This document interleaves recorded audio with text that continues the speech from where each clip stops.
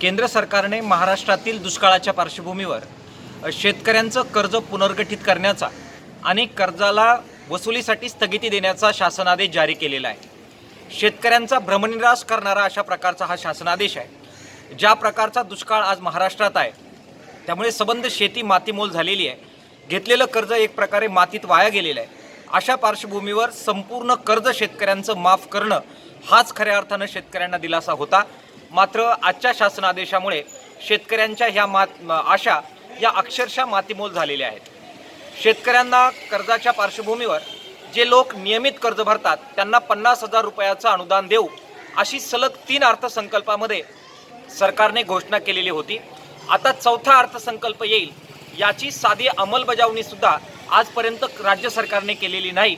हा सुद्धा शेतकऱ्यांसाठी अत्यंत वाईट अशा प्रकारचा संकेत आहे।